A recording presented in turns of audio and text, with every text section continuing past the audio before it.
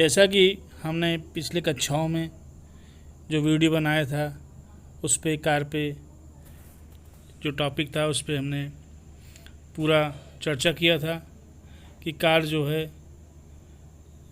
किसी वस्तु पर बल लगाकर उसे विस्थापित करते हैं तो वह क्रिया कार माना जाता है। गलती भाषा में कार को हम निम्न समीकरण द्वारा व्यक्त किया जा सकता है।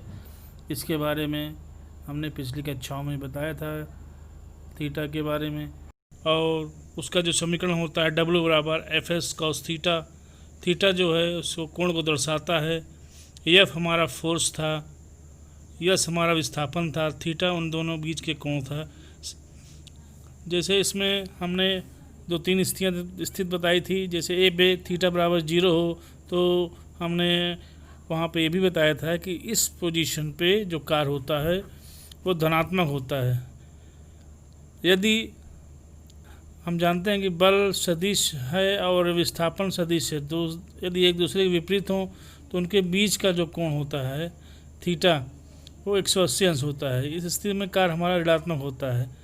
इसी तरह सी स्थिति में जब बल सदिश लग रहा है, वस्तु कोई दिशा में विस्थापन न करे या फोयस के बीच 90 डिग्री का कोण बनना है, तो इस स्थिति में इस पोजीशन पे जो वर्क होता था शून्य था। ये सारी स्थिति पे हमने पिछले वीडियो में बताया, और हमने ये भी कहा था कि अगले टॉपिक पे हम ऊर्जा के बारे में बताएंगे। तो कुछ न्यूमेरिकल यहाँ आते हैं। जैसे यहाँ पे दिया है किसी वस्तु पर 7 न्यूटन बल लगता है, यानी बल F दिया है हमारा 7 न्यूटन, और इनके बीच जो विस्थापन है यानी एक स्थान से जो दूसरे स्थान तक गया है वो 8 मीटर है। तो कह रहा है इस पोजीशन पे वर्क क्या होगा कार। तो हम जानते हैं कि किया गया कार बराबर बल गुणे बल की दिशा में विस्थापन, यानी जो हमने पिछली कक्षाओं में सूत्र पढ़ा था कि कार बराबर बल या बल की गुण दिशा में विस्थापन। तो इस सूत्र का उपयोग करते हुए हम इस सवाल को हल करेंगे, और ये भी लिखेंगे यहाँ फोर्स 7 न्यूटन है और इनके बीच जो डिस्टेंस है वो टोटल 8 मीटर है, जो एरो से दर्शा रहा है। और ये भी दर्शा रहा है कि अपने प्रारंभिक स्थिति पर से लेकर ये अंतिम स्थिति है, इन दोनों के जो बीच की दूरी थे टोटल वो 8 मीटर दर्शा रही है। अब हम कार्य का सूत्र लिखते हैं, बल गुणे विस्थापन यानी W बराबर एफ एस। तो हम जान रहे हैं F जो है 7 है और दूरी 8 है, तो दोनों का गुणनफल करते हैं तो 7 × 8 = 56 जूल हमारा ये वर्क हुआ, कार हुआ।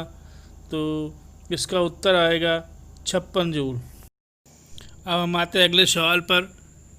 बैलों की एक जोड़ी खेत जोतते समय किसी हल पर 140 न्यूटन बल लगाती है, यानी बल जो है वो 140 न्यूटन दिया है, और जोता गया खेत हमारा 15 मीटर लंबा है, यानी जो जुताई करते हैं वो उतना लंबा है 15 मीटर। तो खेत की लंबाई को जोतने में कितना कार हुआ, यानी किसान जो बल लगाया वो 140 है और जो 15 मीटर खेत जोता, तो टोटल इसमें कितना कार किया गया।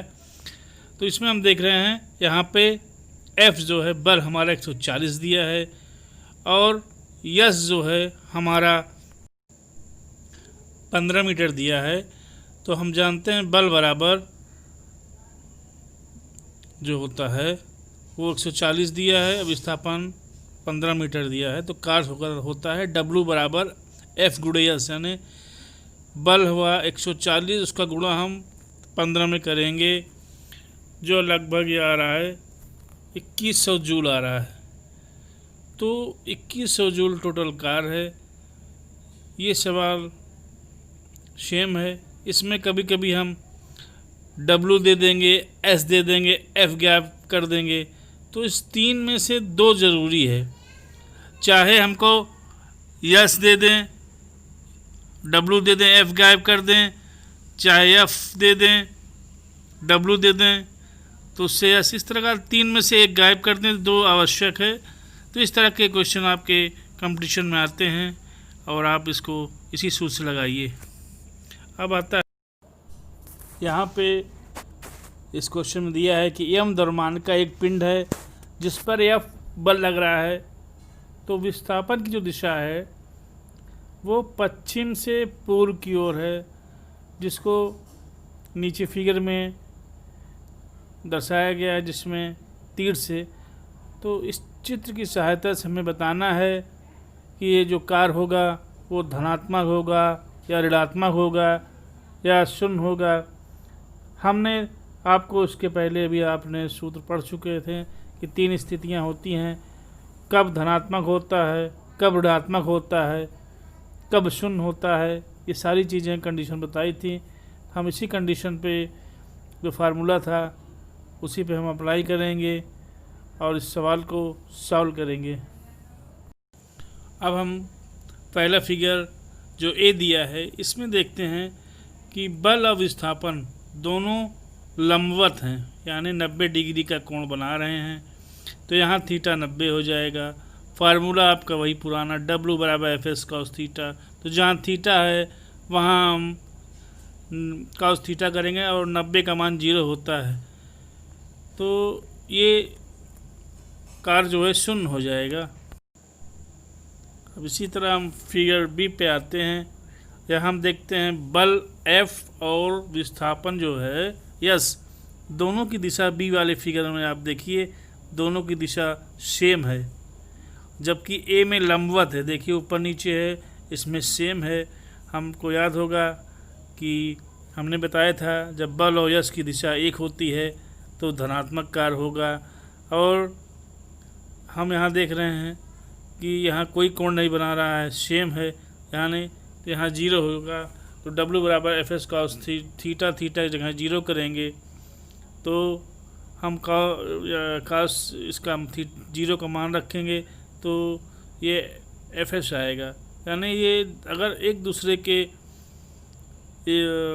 विपरीत होते हैं तो नेगेटिव आएगा, यदि सेम है एक ही दिशा में है तो धनात्मक आएगा। तो आपका फिगर ए का सवाल हो गया, बी का कुछ आंसर आ गया। सी वाले में हम देख रहे हैं, इसमें आप देख रहे हैं बल और दिशा दोनों विपरीत हैं, यानी इनके बीच जो कोण बन रहा है वो 180 का बन रहा है। तो थीटा का जगह हम 180 रखेंगे। W बराबर FS cos थीटा आपका फार्मूला होता है, तो थीटा की जगह जब 180 रखेंगे तो cos 180 का मान हम रखेंगे। उसके बाद हम देखेंगे ये जो कार्य आ रहा है आपका ऋणात्मक कार्य आ रहा है। यहाँ पे इस सवाल में एक अच्छाई है कि हमारे तीनों कंडीशन इस क्वेश्चन में आ रहे हैं कि कब हमारा कार्य शून्य होगा, कब हमारा कार्य धनात्मक होगा, कब हमारा कार्य ऋणात्मक होगा। तो इस तरह के सवाल आपसे पूछे जाएंगे, तो जिसका आप आंसर बड़े आसानी से दे सकते हैं। आपका फार्मूला वही है कि W बराबर FS cos थीटा। ऊर्जा, तो किसी वस्तु के कार्य करने की जो क्षमता होती है वो ऊर्जा कहलाती है। ऊर्जा का मात्रक जूल होता है। ऊर्जा एक अदिश राशि होती है। जो वस्तु कार्य करती है तो उसमें ऊर्जा की हानि होती है, और जिस वस्तु पर कार्य किया जाता है उसमें ऊर्जा की वृद्धि होती है। अतः किसी वस्तु में निहित ऊर्जा को उसकी कार्य करने की क्षमता के रूप में नापा या मापा जाता है। 1 जूल कार्य करने के लिए आवश्यक ऊर्जा की मात्रा 1 जूल होती है। तो ऊर्जा का बड़ा मात्रक किलो जूल होता है। हम ये कह सकते हैं कि 1 किलो जूल में जो होता है वो 1000 जूल के बराबर होता है।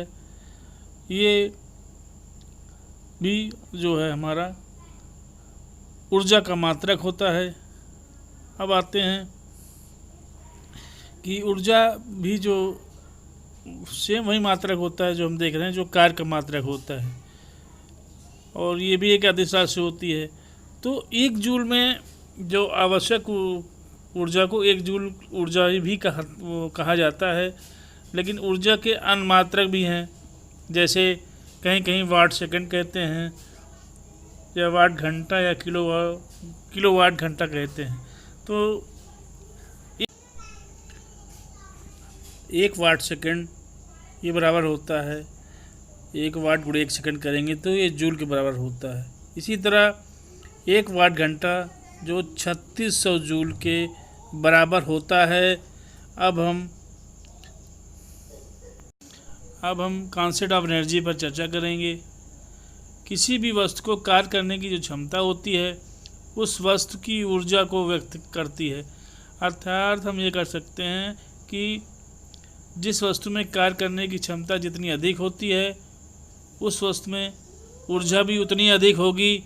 जैसे रोड पर दौड़ती हुई कार या बंदूक से निकली गोली, इन सभी में काफ़ी ऊर्जा होती है। और झरने में हम देखते हैं गिरता हुआ पानी और पृथ्वी के ऊपर जाते हुए रॉकेट की गति, ये सभी इसके उदाहरण हैं। अब यहाँ हम ऊर्जा के जो प्रकार होते हैं, टाइप ऑफ ऊर्जा या ऊर्जा के स्रोत के विषय में बताएंगे। तो इस चार्ट में हम देखते हैं कि कार्य करने की क्षमता को हम ऊर्जा कहते हैं। ये 2 प्रकार का होता है, स्थितिज ऊर्जा और गतिज ऊर्जा। और इस चार्ट में हम देख रहे हैं कि यांत्रिक ऊर्जा जो होती है, मैकेनिकल एनर्जी, वो स्थित ऊर्जा और गतिज ऊर्जा दोनों मिला के बनती है, यानी इन दोनों का योग ही यांत्रिक ऊर्जा कहलाता है। तो हम यहाँ जो मेन है वो होता है कि यांत्रिक ऊर्जा के अंतर्गत 2 ऊर्जाएं आती हैं, स्थित ऊर्जा और गतिज। तो गतिज ऊर्जा हम जानते हैं जिसमें किसी वस्तु में गति के कारण जो ऊर्जा उत्पन्न होती है उसे गतिज ऊर्जा कहते हैं। और किसी वस्तु में किसी विशेष स्थिति पे जो ऊर्जा रहती है उसे हम स्थित ऊर्जा कहते हैं। तो इस चार्ट में हमने ये स्पष्ट नज़र आ रहा है कि इन दोनों ऊर्जा, यांत्रिक ऊर्जा जो होती है, दोनों का योग होता है। अब आता है कि ऊर्जा का रूपांतरण कैसे कैसे होता है। तो ऊर्जा का जो रूपांतरण होता है, हम यांत्रिक ऊर्जा को, तो पहला देखते हैं यांत्रिक ऊर्जा का रूपांतरण। उसमें ऊष्मीय ऊर्जा, प्रकाशीय ऊर्जा या विद्युत ऊर्जा, इस तरह तमाम ऊर्जाएं होती हैं उसमें होता है। अब प्रकाशीय में होता है, प्रकाश के रूप में कुछ ऊर्जा का रूपांतरण किया जाता है, जिसमें सोलर सेल वगैरह या विद्युत ऊर्जा वगैरह, ये सब तमाम चीज़ें इसके अंतर्गत आती हैं। अब आता है ऊर्जा के अन्य कई रूपांतरण होते हैं। तो इस चार्ट में अब हम यहाँ पे ऊर्जा के रूपांतरण देखते हैं। जैसे कुछ विद्युत बल्ब वगैरह में जो संचित ऊर्जा होता है उसका रूपांतरण कैसे दूसरे चीज़ में होता है, ये सब आपके चार्ट में दर्शाया गया है। अब जो चीज़ें इस चार्ट में दर्शाई गई हैं इनका हम एक एक टॉपिक पर हम अगले वीडियो में आपको बताएंगे। और यदि हमारा वीडियो आपको पसंद आया हो तो सब्सक्राइब और लाइक करिए और इस वीडियो को अन्य ग्रुपों पर शेयर करिए, जिससे हमारा उत्साह भी बढ़ता रहे और हम नए नए वीडियो हर टॉपिक पर आपको देते रहें और आपका ज्ञान का वर्धन बराबर इस वीडियो के माध्यम से करते रहें। तो इसी के साथ हम अगले मिलेंगे।